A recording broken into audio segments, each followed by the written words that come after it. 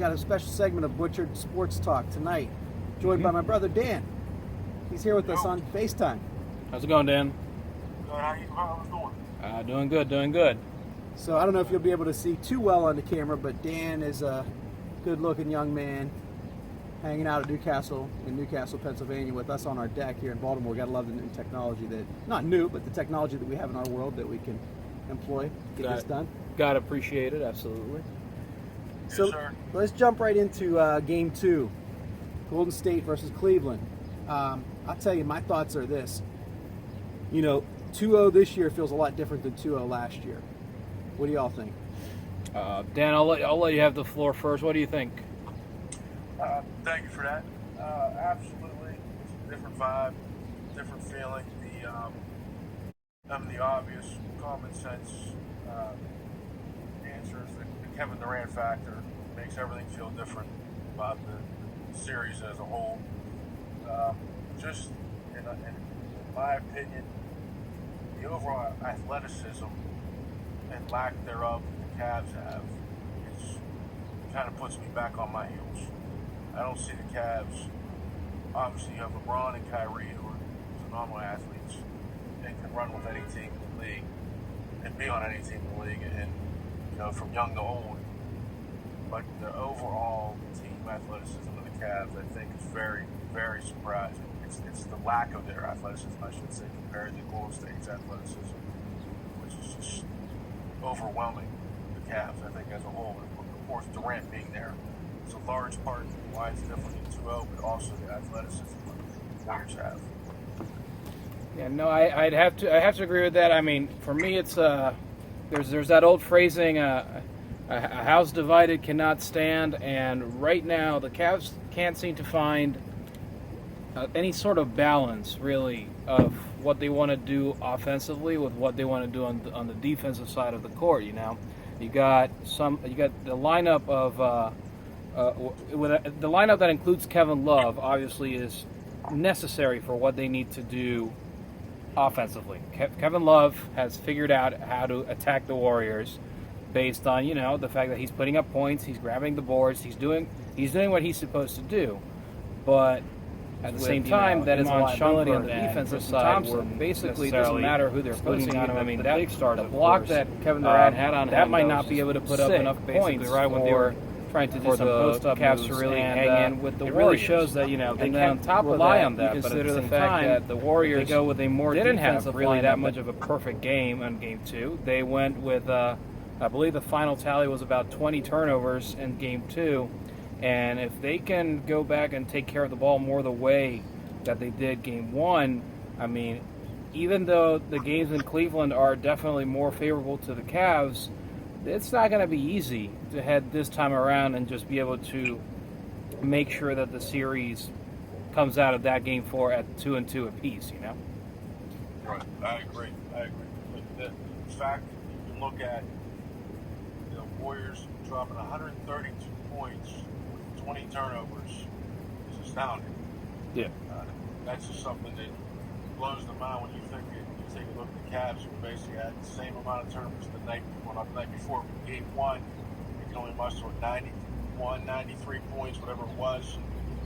And you look at the Warriors up to the same amount of turnovers the next night, 2 nights later, and they dropped about 132 points. They're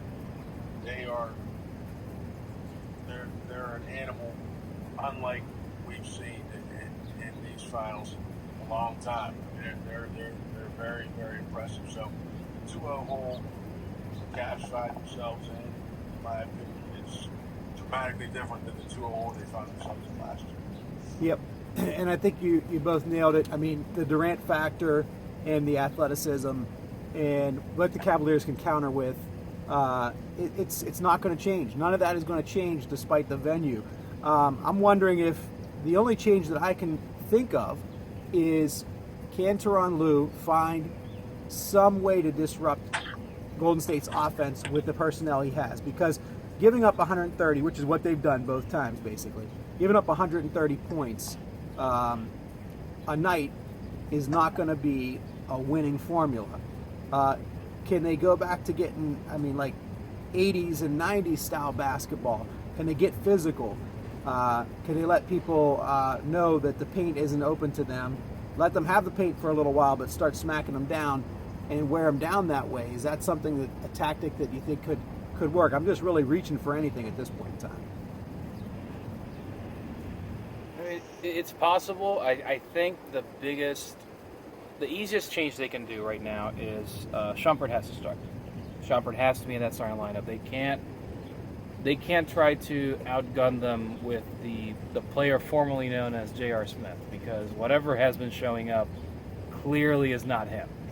And at least on that's at least one plus that they can come up with that should allow them to shore up things somewhat defensively. But even then, I mean, it's not like the Cleveland Stars were playing that much better. I mean, from Game 2, you gather they're in big trouble because you have someone like LeBron who basically hosted up about 6 shots, I want to say, in the second half.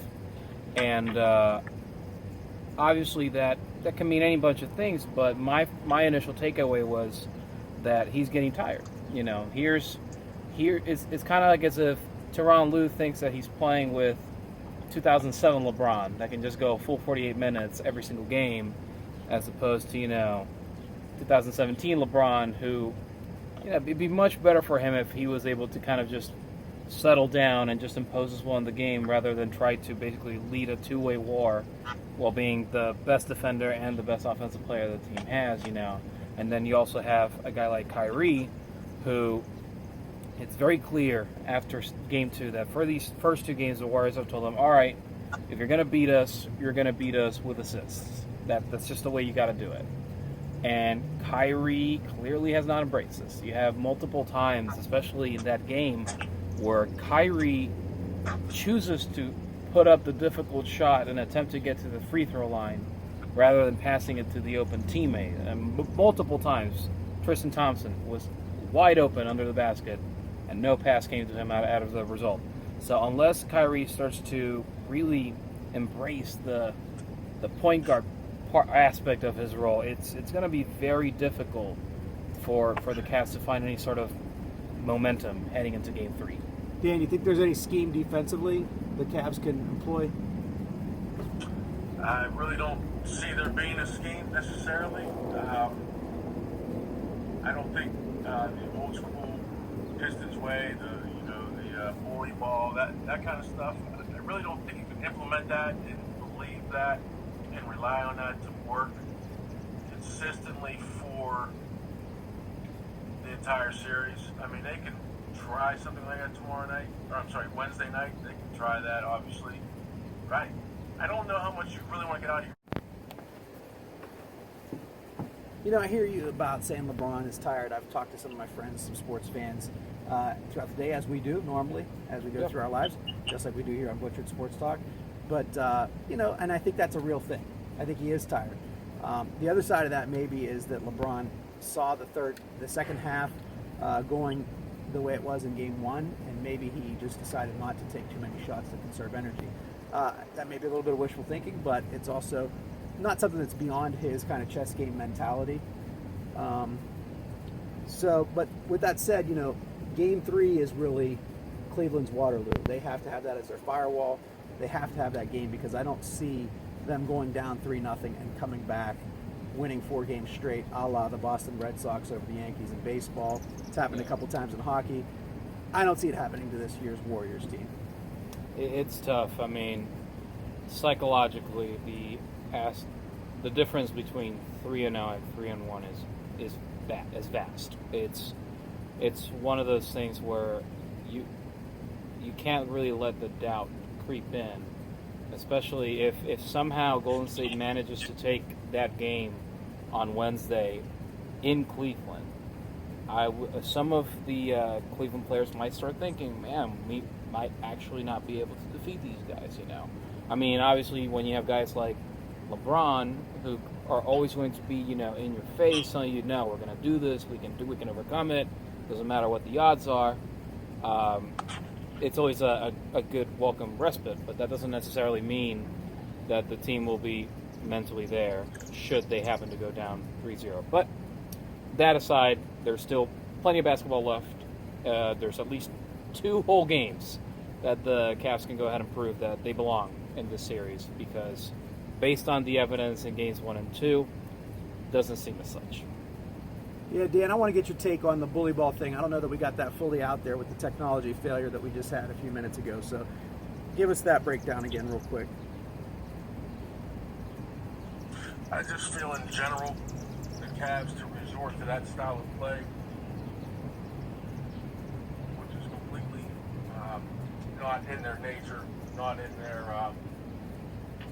obviously they haven't played that way or resorted to that style of play off season. They did implement some of that with last year's team with Monte Dellavedova and more physical, aggressive action towards the guards, namely towards Steph Curry last year. That did affect him, obviously, in the series. But in my opinion, your style of play is your style of play. And you can have moments, even last night's game, there were moments where they got more physical, they got more aggressive. Cleveland showed LeBron at the top of the three-point line, pushing KD, until the point to where LeBron took a foul. And I think he took a foul on purpose just to show, kind of, I don't care who you are, I'm going to be aggressive with you mentality. But it's almost an artificial thing, because the reality of it is this Cavs team isn't constituted to be a physical, aggressive, bumping cutters, that kind of thing. This team isn't constituted, isn't created as, outside of your tool style of play. It's not going to suit them well, because at the end of the day, you still have to score. Cleveland's still going to have to score points. They're going to have to find ways to get guys open for shots. I just don't see that working. I mean, it'll have its moments here and there, but to pretty much go to a bully ball style, that wouldn't. It might steal them a game, maybe. I don't believe it will, but it could. But bottom line is, Cleveland is who they are. They're an isolation team, heavy ISO offense, and that's pretty much how they're gonna play. I mean, I can't see them doing anything else. As far as defense. Well, for the Cleveland fans out there, I mean, I think it underscores how special last year was, how LeBron's competitive spirit and what he brought, for Cleveland to get a championship in a major sport. It's something to relish. It's something to behold. Right now, this Warriors team is also something to relish and behold. It's something to kind of really appreciate the beauty of their basketball, the desire they have to go out and win a championship that they felt they kind of squandered last year. I was hopeful for a good series, but at this time I'm, as a fan, just enjoying watching the greatness of the Warriors. Yeah, it's been very interesting to see a lot of articles out there that are putting they start putting the word dynasty next to the Warriors and all that. And granted, for the last 3 years, the Warriors have been on an unprecedented stretch of success that has really put them in a league of their own, basically. Offensively and defensively, they have just been one of the top teams, and it's going to be very fun to watch, regardless of the results of the series, to see how the team moves forward with this, especially knowing that financially, trying to take care of a team that has Draymond Green, Klay Thompson, Steph Curry, and Kevin Durant, how do you fit pieces around that? How do you keep that nucleus as intact as possible moving forward? Dan, what do you think? I agree with that completely. I also feel, though, that it's almost like if you build a day will come mentality, I think that these teams have now, in the essence of how can players, obviously players that do not have a ring, turn down the opportunity to come join a Cavs or a Warriors team, and I know that's the worst case scenario for a lot of NBA fans, just building more into an already super team with more talent. But in essence, at the end of the day, it's about rings. It's about you know, the money's there. A lot of these guys have already made a lot of money. And either to stay together or to bring in a free agent that might not be a Paul George type free agent, but to continue to build through a complementary piece that's willing to come in for a fraction or so of what he might get on the open market with, you know, say the Hornets, the Bucks, the Nets, you name it. He'll go with the Warriors or Cavs, knowing that my chances of being in the NBA Finals are obviously greater. And out of that, I'm going to be more of a superstar at some point. My commercial appeal is going to increase just by me being on this team. So I think in all reality, keeping these teams together is going to be costly to the team specifically, as far as luxury taxes and that kind of stuff. But at the end of the day, stars will attract more better players, and stars will attract other stars, because the reality is it's about getting rings. Yeah, I think you're right. I think you're both right. We're going to see a continuous run unless something unforeseen happens, you know, of both these teams. I'm old school. I don't like to say the word dynasty about any sports franchise until they've won 3 championships in a few years, maybe 4 or 5 year period of time. But you know, I think the realistic thing here is it's unlikely that the Warriors will be derailed or the Cavaliers will be derailed, and it's pretty likely that the Warriors will do that. I personally won't say they're a dynasty until they've won 3 and 4 or 3 and 5. Yeah. But so let's get into what our predictions are for Game 3. Dan, our guest, why don't you start us out? It's my first time joining this show. I want to say thank you to both of you guys for letting me be on and be a part of this. Appreciate it. Prior to the series being 2-0, I had a feeling that the Warriors were going to win the series. I originally thought that it was going to be 4-2 Warriors in the series. After the first 2 games, I'm leaning more 4-1, but I still think that the LeBron factor, though, is something to be respected. In saying that, I gotta believe that the Cavs will find a way Wednesday night, to scratch out a win. And the score tomorrow or Wednesday night, I believe, will be Cavs 114, Warriors 107. The Cavs taking Game 3 in Cleveland. Jorge, what are your thoughts about Game 3? So I have to agree with Dan. I also thought that the series prior to any of the games getting played was going to be a tight-knit affair, going the distance, maybe 6, maybe 7 games, and just, you know, becoming one of those epic heavyweight clashes that people were expecting. And after the first 2 games, it's really tough to feel that that's going to be the end result.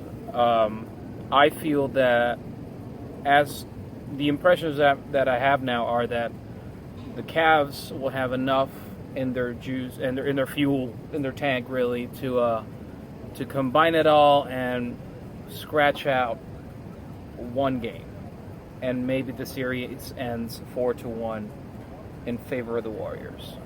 That being said, I am going to go against the grain. I do believe that the Cavaliers will indeed not be able to overcome their Waterloo, and I'm picking Warriors by 2 in a very tight-knit, free-throw-oriented affair in Game 3. So you do think there'll be a lot of fouls, a little bit of bully ball tried out Wednesday night in Game 3. Yeah. Well, I'll tell you what. I want to pick Cleveland. I want to find somewhere in my soul, in my bones, to say, you know, Cleveland will find a way. LeBron will will them. You remember last year. Yeah. We sat around in places and talked with people who were spouting off about Cleveland getting buried in those first 2 games. Mm-hmm. And this might sound like, you know, a load of horse manure to folks, but I actually sat with you and I called the fact that Draymond Green would get thrown out of a game in that series, and that was True. how Cleveland would win that series. True. And, you know, it was a funny thing that all came to fruition. I don't see anything like that happening this year. I really, you know, as I picked at the beginning of the series, I thought that Cleveland would win in 7.